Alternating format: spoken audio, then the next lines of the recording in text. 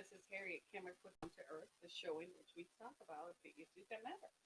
And today is Tuesday, July 7th. So today is also my 17-year-old daughter's 18th birthday. She turns 18 today. So just say happy birthday to her. Her name is Anna. I can't believe she turned 18. That's just so incredible. Where did the time go? So now she's grown and she's going to be off to college in a few.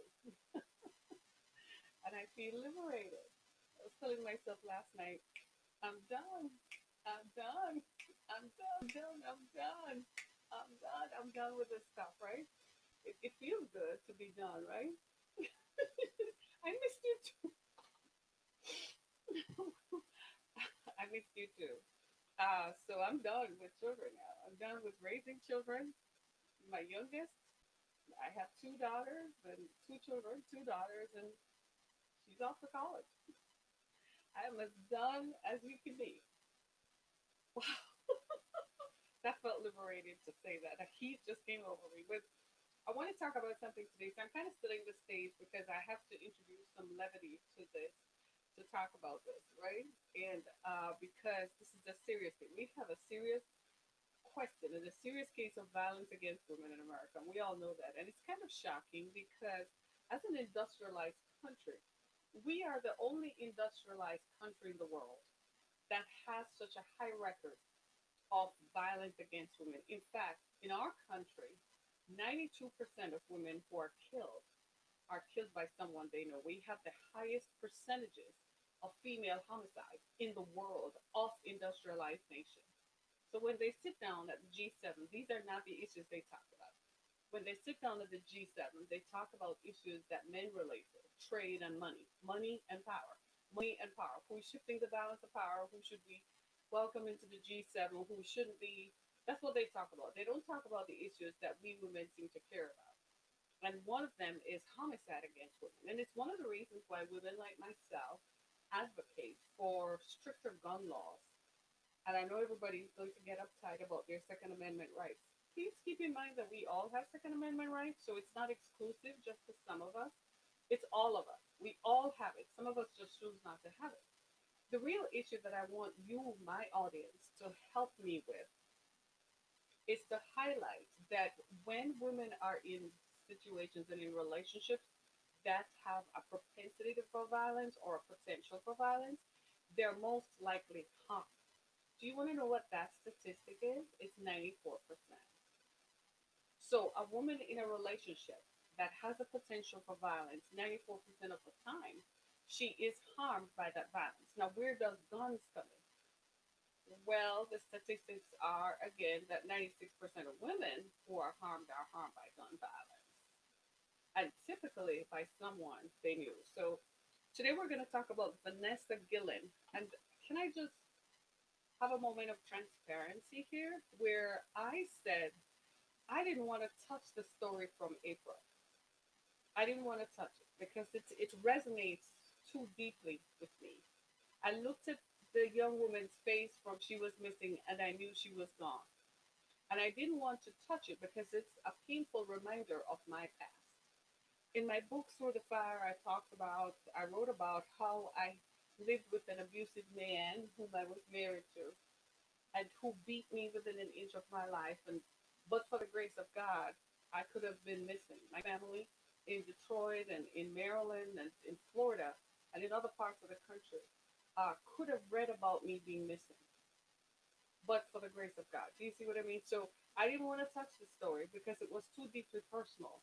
But I kind of have to talk about it because if women like me don't talk about it, if people like me who have survived violence and who have lived through violence don't talk about it, then what is the hope for the rest of us? So Vanessa Gillen, she was only 20 years old. She's been missing since April and was last seen in the parking lot of her barracks at Fort Hood, according to the U.S. Armored Criminal Investigations Division.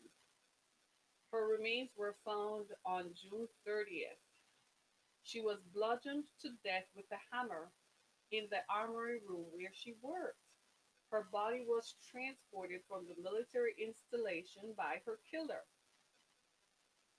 Ah, said, citing details the family learned during a meeting. She was bludgeoned to death. The thing with this is that her family reported her missing, and when her family reported her missing, nothing was done about it. Do you see what I mean? Absolutely nothing was done about it. They didn't look into it. They didn't see it as something that required any kind of action, right? And so now it brings to mind all these questions as usual. Is what happens when women in these situations are reported missing, right? It's kind of crazy to me because it sums up an idea that I'm having issues with, and it's wherever there is totalitarian control. It seems to me that for some reason men are just reluctant to ever investigate when a woman goes missing, and especially when it appears to be a case of violence towards her, not a case of, let me put it this way, not a case of community violence, but a case that is specific to her. It seems to me that male investigators or male leaders don't want to touch it. It's almost as if they think it's not my problem. It's not something that I should be involved with. And I can only say this in my personhood, with all that I am, within my voice, that violence against women has got to stop. And the cover ups that control it, the cover ups surrounding these must stop. The affinity and brotherhood that protects male perpetrators has got to stop. Now, I'm going to lose most of you all who are my followers. Most of you all who watch me, listen to me, and enjoy me on Twitter and on YouTube, I'm probably going to lose your support. But the real truth of the matter is that this has got to stop, and immediately. There is a cover up that is always involved. There's a cover up that covers when these incidents happen, even when they don't know each other. The brotherhood and affinity that a man who just beat up his wife or killed his girlfriend or his baby mama or some woman he thinks he should have a relationship with, that's the one that is always covered up. Why that she's a woman, not because I understand this, that it comes down to I'm beginning to feel as if we're always objectified, that because I exist in this personhood of being a female, that means every man who sees me, he has the right to invade my personal space and come and touch me. And if I don't want to have anything to do with him, I have no autonomy and I have no control over that. It's all about him and what he wants to do. Let me give you an example. I pulled up at my house a couple weeks ago, a couple days ago. It might have been Friday. This Negro, this individual, pulls up. I don't know him from Adams. He's driving past in some beaten down pickup truck. And he decides to start having a conversation with me. There is nothing in my demeanor or posture that invited a conversation with him. So finally I said, "Can I help you?" The police were driving past, and luckily the police were driving past, so they stopped long enough for him to move right on. Do you see what I'm saying? It's almost because they must. I don't know if they come around here often or whatever, so they know that people like that are not people whom they've ever seen outside my house. But why is it that every man must feel that every woman is immediately available to them, and that she doesn't have a choice or an autonomy over or a free agency over her body to pick whom she wants to be with? So this individual is driving past. He is so lucky. He caught me on a day when I was just calm and cool and collected. Because if it were another day, it would have been another outcome. It would have been something else all entirely. You probably would have seen me on the 6 o'clock news. Because I was incensed enough afterwards to say, "How dare you? I don't know you, and I don't want to know you. And I have a choice over whom I want to know. Why are you going to invite me into a conversation when I haven't initiated a conversation with you? You don't do it in a way that is inviting me in. You do it in a way that is largely offensive. Do you see what I'm saying? It's almost as if we have to go through a process where we have to rid ourselves. Men have to start ridding yourselves of the idea that every woman you meet is immediately available. you kind of have to wait for her to smile at you and initiate contact for you to say it's okay. Usually you see it by body language, or if we turn around and acknowledge you and smile, that means we probably are going to have a conversation. But if we're talking to somebody else and just talking to that person, that doesn't mean that you are invited into that conversation. Do you see what I'm saying? We kind of have to just lay bare and basics, because in a lot of these situations, what you're finding, especially in her case, some guy decided he wanted to be with her and she refused him. She complained about it to her superiors and they did nothing about it. So she was kind of at his mercy because he was a superior officer. That person should not be even in the army. And it makes you wonder how much of this is covered up in the army, because we know it happens. Because men are going to use their totalitarian control, and they're going to use it, and they're going to use it and hurt people. Do you see what I'm saying? And this is why I appeal to you guys, because I ask you, when you are around your daughters, your nieces, your friends, your ex girlfriends, your current girlfriend, your side piece, just laughing. Your mistresses, your wives, your friends, your coworkers, your female coworkers. Can you just be there sometimes? I see you all go out to bars and stuff and social events, and you see a woman is just there just to be herself, right? She's not sending out signals that I want to go home with someone tonight. She's just really sitting there, and there's always some guy. You all know what I mean, hovering, trying to be there. And some of you are good enough, you just go into the conversation and say, yeah, hey, babe, do you want to ride home? Just to make sure that some other guy sees that and will leave her alone. Sometimes a woman is on the dance floor just having a good time dancing by herself. You don't know what kind of stress she's trying to relieve. And here comes some guy who wants to rub up on her. Do you understand what I'm saying? It happens at parties. It's probably what sparks a lot of stuff, a family reunion. Some single woman gets up to dance, or she's with someone and gets up to dance, and somebody else just feel like it's his right to be with her. It's his right. Where is her right? What if she doesn't want to be with you? What if she says the relationship is over? Can we not have that? When my ex-husband was beating me up, I document that in my book Through the Fire. When he was beating me up, he thought that he should be the one. I kid you not. He thought that I had no autonomy. And he told me that he was my God. I kid you not. Read the book. He told me that he was my God and I should bow down before him. And I had no choice in the matter about being a person. I was just supposed to do whatever he said, move whenever he said, and I should not leave him at all. I kid you not. It seems as if I had no choice. Do you realize that this is what happens to a lot of women who are in violent relationships?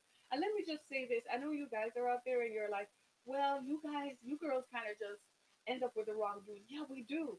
Because the good guys don't come forward. But seriously, it's because when we meet someone, the last thing on your mind is he going to kill me? Is he the person who is going to kill me? No, just like you, we want to meet someone and enter into a fruitful, productive relationship that is mutually beneficial to all of us. I do say friends with benefits now. That's a whole different conversation for a whole other day, right? We want to enter into a conversation and into a relationship that we both feel safe and loved, and it has all the benefits of a good, productive relationship. That's really what's at the back of our mind. Is he the one? Is he going to be the one? But oftentimes, sometimes what happens is you meet a guy who's covering up, who has a cover up for all the stuff that he has done. And then what happens is we end up being at the end, the bad end of the delivery stick. Sometimes even his community, his family, his friends, they know that this is the fifth or sixth woman they have met in 4 years that he has introduced them to. And every one of them has had the same story, that he beat them up. And the friends and sisters and brothers and uncles and parents do nothing about it. They never talk to him. They never tell him he has an issue and he should go get some help. Never. And so the cycle of violence and the pattern continues. Some people are violent and they have a pattern. There is a link you can Google it for a profile of an abuser. What you will find is that an abusive person is an abusive person regardless of gender. There is violence in same sex relationships, right? So two women together in a relationship, we've seen violence in that. That is just as violent as any other. We've seen violence in two men in a relationship. That is just as violent as any other. Violence is violence.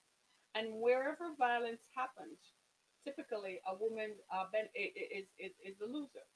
Sometimes when we go out to talk about this, men like to say, well, women are violent towards men. Can I just give you that real statistic? Like less than 2%. It's not even enough to statistically corroborate the incidence of men and women in a relationship and the man ends up being the abused is less than 2%. 98% of violence in relationships is directed at women. And that's in America. I'm not talking about anywhere else. That's just here. That's in America. Do you see what I'm saying? So we have a problem with violence. And oftentimes the people who are violent, if they're violent to me, they are most likely going to be violent to other women whom they're in relationships with. And this goes on and on and on. In this case, this young woman was a soldier. Had her family not raised the alarm, we would have never heard of her name. We would have never heard of her. She has now joined the statistic and the annals of women who exit a relationship. She wasn't in a relationship. Well, she was. This was not a romantic relationship. This was a relationship with a man who wanted to be in a relationship with her, who bludgeoned her to death in the room where she worked. Now, really, you want to ask if the army is investigating?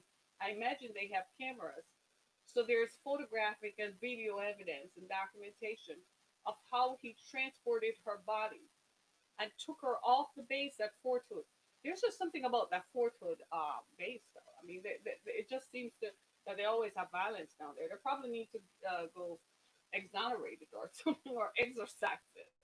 There have been mass shootings at Fort Hood. There's just something about that. Is that one of the bases that is named after a Confederate general? We probably need to do something about it. Just maybe we need to rename it and just call it the Fort of Good Report, the Fort of Independence. How about that? The Fort of July 4th, right? Because seriously, right? She was bludgeoned to death in the armory where she worked. You've got to understand what is in a person that makes them so violent that someone whom they are romantically interested in, it would drive them to the point of violence. And oftentimes, what we do is we blame the victim, right? I see somebody saying, can you see when we're tapping? Sometimes, not all the time, not always. Did you make a comment before? I didn't see it. No, I didn't see your previous comment. But I can see you now. Say something, right? But do you see what I'm saying? I need you guys to help us. We're vulnerable. You all. You need to help us. If you see you can, and I'm not saying there's some places you can't interfere in. You can step outside and call the police because sometimes you might interfere and you end up getting shot, right? But if you see a woman struggling to deal with some overbearing man, just step outside and call the police and say, there's a situation going on here. I think you guys should show up. That's helping her, right? Do you see what I mean? This is crazy. Beautiful women are in trouble. Say that again. I tend to think that all of us are in trouble. We're all in trouble. We're vulnerable. It's just as if they see you, and immediately my personhood is suddenly a magnet for everything that is bad. It's just a magnet. I mean, people just want to come at you. Do you know that do you know what I was explaining to my brother? I think it was last year. I was explaining to him what it's like being a woman. Obviously, he's male. He's been male all his life. He has not a clue. And I said to him, let me explain to you what it's like being a woman. Every time we wake up in the morning to get dressed, we think about where we're going, how comfortable the environment will be. But you know what else is at the back of our mind? If I wear this, Is it going to invite unwarranted attention? Is it going to make me susceptible to catcalls and people? Case in point, it's hot as hell in Michigan. It's hotter than Satan's cold.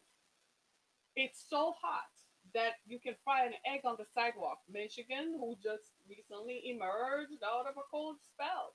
It's crazy. We're not accustomed to it. So you know what is the wardrobe of ease? Shorts. And shorter the shorts, the better. Because your skin is literally burning up. Even when you have your car's air conditioning on, if you have to go to the store from the building to the car, it's a problem.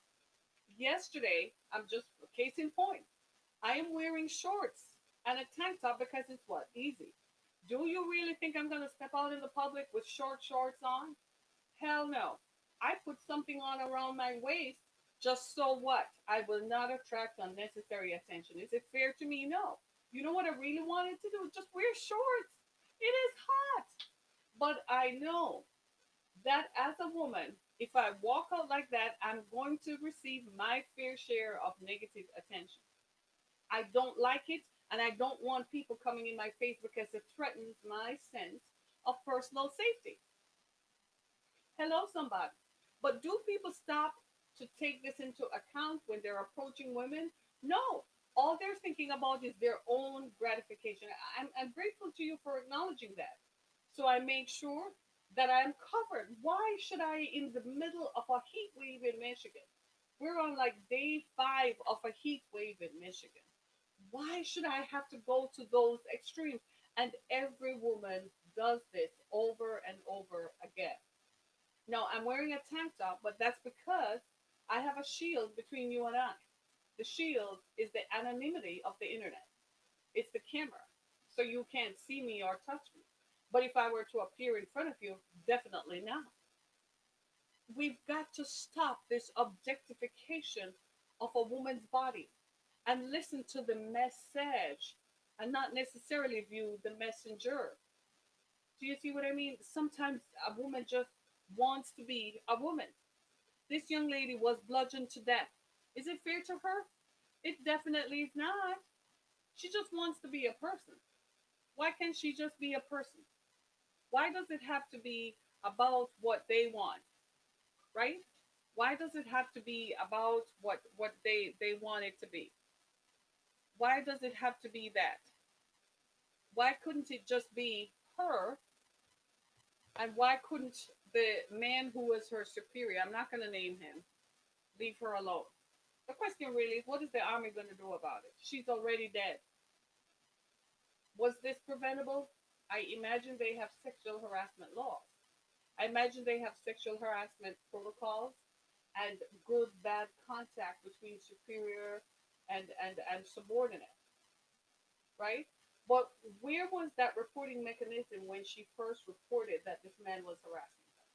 Why wasn't it stopped? Why wasn't he stopped? Why was he still allowed to have access to her? Now, I guess the investigation is going to reveal how that happened. But if she reported it because what she told her family was she reported it and nothing happened, why? Why do we still have this culture that if a woman comes forward and says that someone is harassing her, why do men who are in authority view it as it's nothing? Years ago, a young lady I know, she had to leave her hometown of Troy, Michigan, and move to Houston. Do you know why? Because she was being harassed and stalked by a young man. She changed her Facebook name, she changed her name on Facebook, she went to a different college. He showed up on the campus of the college. She goes back home. She has no peace. She went to the police department to report it. You know what they said to her? A pretty girl like you must be used to attention. The guy was stalking her. He showed up at her gym. He showed up when she went to Starbucks. He showed up everywhere. There was not, she felt trapped and powerless. She moved in groups, so there were always a group of friends around her. Then he would send her messages on Facebook, no matter how many times she changed her Facebook name. He would send her messages like, I saw you jogging. He would take pictures of her and drop it in her mailbox. I kid you not. And the police's response was, a pretty girl like you should be accustomed to attention. Are you hearing what I'm saying? Once men start to recognize oh, they are the creed and their partner, the beer of heaven, right? Do you see what I'm saying? Why does this have to happen? I was reading someone's comment, right? Why does this have to happen? Why do men view women who complain about unwanted attention? Why do you just view it as he's harmless? It doesn't mean anything. He just likes the girl. My body is mine. I own my body and the access to it. I don't share my body with you because I choose not to. Do I have a choice in the matter? It's just like that creep who pulled up outside while I was sitting in my car parking my vehicle. I did not invite him in. Did you? Do I look like someone who invites unwanted attention? I didn't invite him in. What made him feel that he could do that? He is so damn lucky. It is unbelievable. I kept shaking my head. My daughter kept looking at me like, "Mom, you are so calm about this." I said, "I'm trying to de-escalate before it gets to a level. I wish he would just hurry up and move before I really get out of my vehicle here and start doing something because violence against women, that's a form of violence. Don't come to me unless I invite you to. And get this, we women are in the same position no matter what color you are, no matter what your socioeconomics are. If you are a woman and you are fixing up your house and your husband leaves to go to work and the contractor comes, somebody on that contracting team think that they should have access to you. You know how they start? They take advantage of your kindness. So they come to ask you for a glass of water. The next day, it's going to up the ramp to a glass of juice or lemonade. Then they start coming into your house and they feel like because they are in your house fixing stuff, suddenly they have access to your body. So they start brushing up near you or telling you you're pretty or telling you they want to, just some stupid. And after a while, you're like, what the hell? It's almost as if men are socialized to think that all women are available to you no matter what, and there are no barriers, there are no limits, and no controls. Isn't that the craziest thing? Now you understand why we have a rape culture. Because if men are socialized to think that all women are available to them and that there are no controls or barriers, what are they going to do? Some of them are going to act it out. There are some men for whom it's, hey, and you don't respond to that, they keep it moving. Some men look at you and then they keep it moving if you don't respond.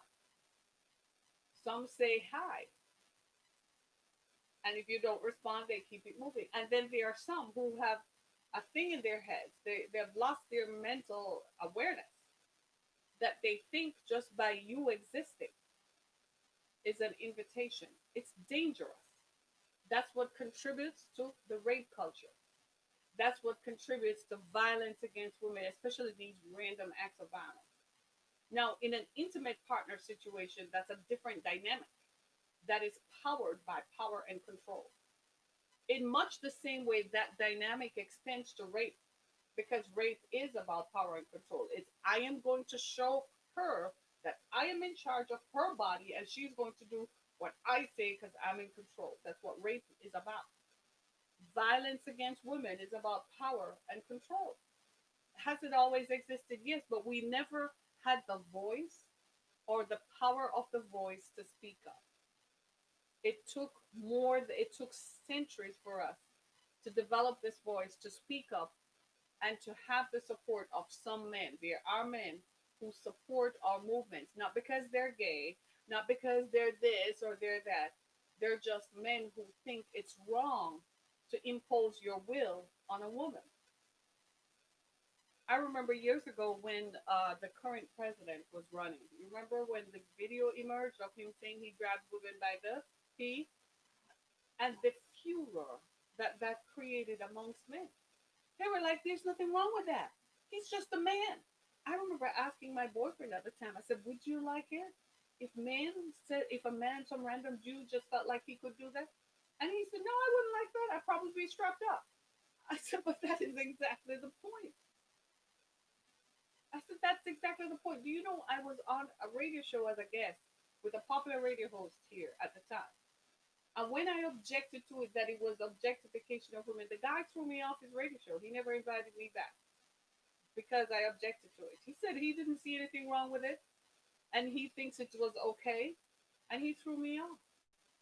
Never invited me back. He ended up losing his show, not because of anything I had done, but just because that kind of thinking translates into action.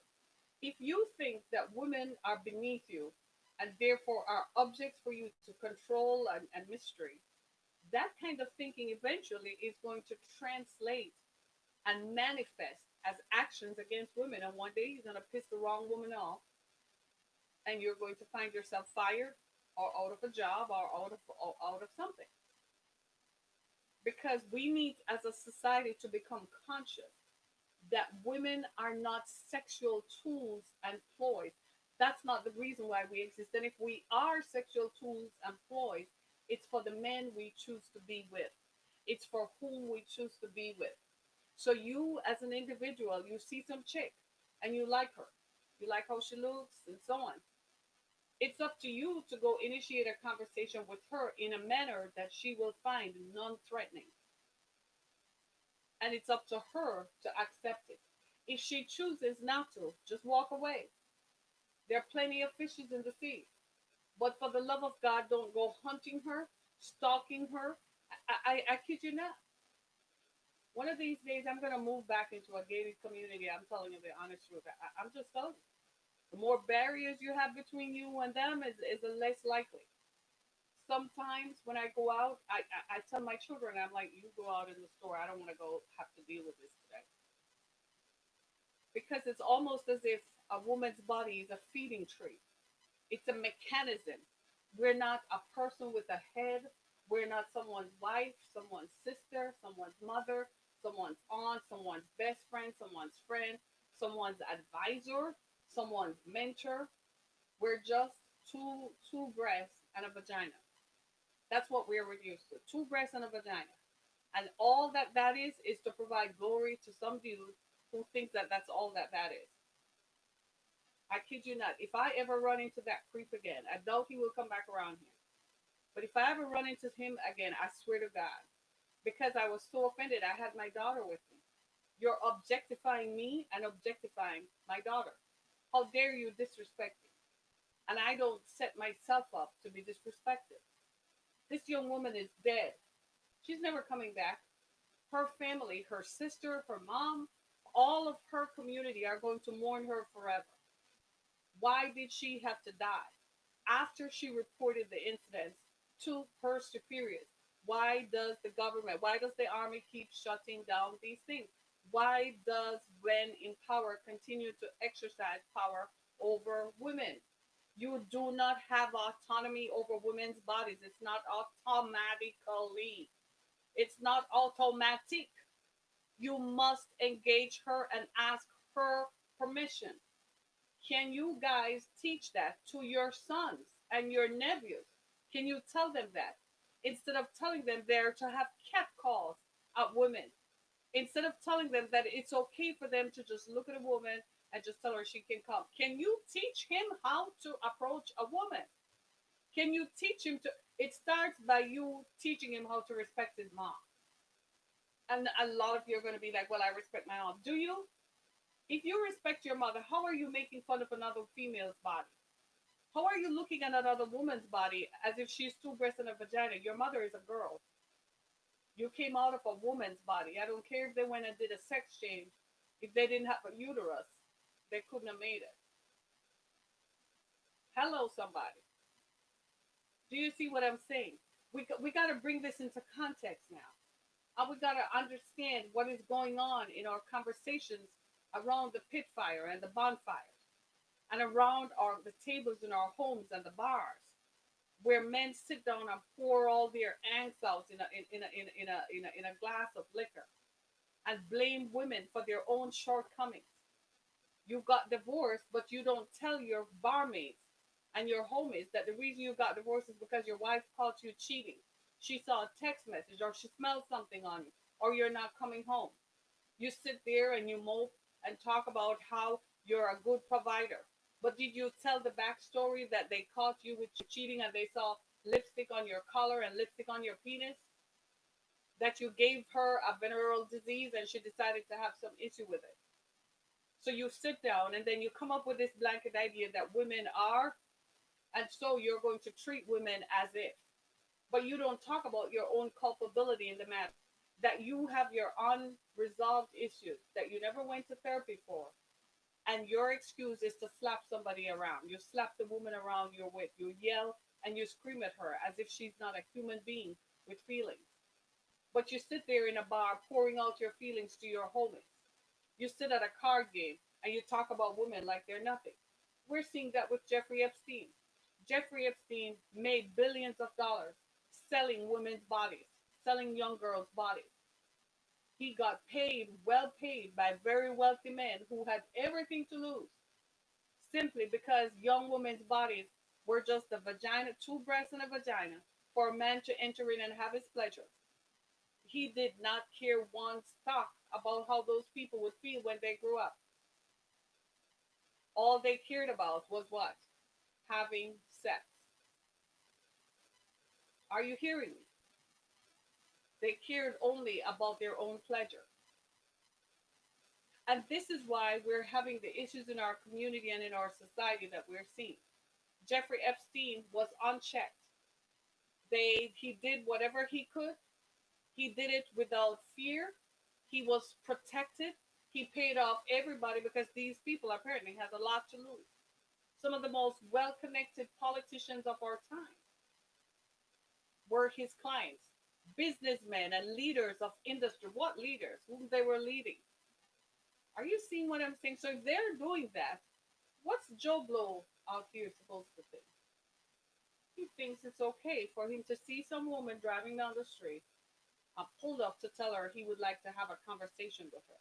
She didn't invite him into a conversation. She doesn't even look like she's in the same social group as he is. But him in his head, just get it into his head that it's okay. Are you hearing me? A woman is going to the gas station. She's at the gas pump. She's thinking about dinner and what she has to go home and do. She's not thinking about having some conversation with some loser. She goes to a bar to have a drink because she has too much on her mind. She's trying to get rid of all her stresses. Here comes Joe Blow, sliding onto the seat beside her, looking like nothing but somebody who's going to be on the 6 o'clock news in just a minute.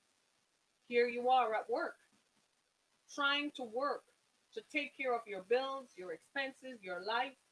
And here comes some guy who thinks because he has managing director or vice president or director behind his name, that means that he has access, your fair game for his body. Are you hearing me? That's what happened to this young lady, Vanessa. She has a name.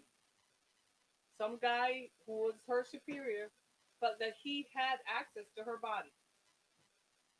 And so he began the process of deactivating her autonomy, which ended up with him beating her up in the same place where she worked, transporting her body to dump her remains so that there would be no evidence of her existence left on the face of the earth. She was beaten so badly, they could only identify her by her dental records. He beat her in her face. Profilers will tell you that's someone who knew her. He wanted to erase all vestiges of her personhood and her existence. So he beat her in the same face that she used to say, "No, I'm not interested in you. I don't want to go out with you. I don't want to talk to you. Please leave me alone." He attempted to erase everything about her existence off the face of the earth. Her face was bludgeoned so badly that all that was left of her to identify her were her dental records. Now it's up to some mortician to put the pieces of her face back together so her family can mourn what's left of her. Vanessa Guillen was 20 years old. She hasn't lived yet. She hasn't gotten a chance to live. She's in the army. Shouldn't she feel protected? Isn't that the place where you feel like you're surrounded by all the big guns? Instead, that's the place that never protected her. They left her to the mercy of some dude who felt like it was his power. He had the power. Can I just ask you guys something? What's with you and power? My ex-boyfriend explained it like this. He says a man to power to a man means he has access to more women. He said a man seeks after power and money because it gives him more access to women. That's what my ex-boyfriend said. He said that is the reason why. Is that why it is so important to men to have power? Do you like to exert power? Some of you, not all of you, over women. And the more we resist, the more we say no, it's like it ramps it up. Like that dude who pulled up. When I wound my window up, wasn't that enough to say you were dismissed? He was still standing out there and I had to get out of the car. So finally I said, what do you want? I said, can I help you? I just want to have a conversation. I was like, get. Do you see what I'm saying? It's like the more you try to push back, is the more they come forward. We got to stop this. This needs to stop. How many more Vanessa Guillens are out there that we haven't heard of? They're probably not dead physically, but mentally, emotionally, and spiritually, they are. This is not just in the army. This is in every facet of American life. It's in churches. God shut those down. Thank God. Yeah, because they were against the order of God. And that's not what Jesus stood for. Hello. Jesus didn't stand for the oppression of women. You're busy up there telling women they can't wear makeup, they can't do this, they can't do that. Everything is a woman's fault. What about the men? I was in a church too. I was a minister on staff. They blamed me for men looking at me. They never held men accountable for being unable to control their desires. They never held them accountable. They want to hold me accountable that I should not wear clothing, that I should wear something like a house that covers me, and never held those men accountable for looking at me in the first place. That's not the order of Jesus Christ. No wonder God had to intervene. Send a darn pandemic that shut and is going to run most of them out of business. It's shocking because all it comes down to is power and the misuse and abuse of power. To use and misuse their power to hurt others, to hurt people who are vulnerable. People come into your organization, they expect to work and get paid. That's it. Instead, they get something else. They get long hours that they have to work to be alone with a boss whose idea is to always rub up on them, coming close to your space, violating your personal space, asking you questions about your life. And when you start saying no and resisting, they move you out of that section, demote you, and then spread bad things about you. That's how they do it in the corporate world. They're slick. They move you off the team, send their emissaries to put you out, and then spread bad things about you. That she's not a team player. She's a this. She's a loony. She's a crackhead. She's a this. Everything that is bad. The minute a woman says no, she's called a bitch. I say that all the time. I can always tell the woman who says no because that's the one who is vilified and the one who is bitched at the most. Honestly, if I wanted to be famous, I could have done so. All I had to do was go sleep with somebody. I knew exactly who it was expected of me to do.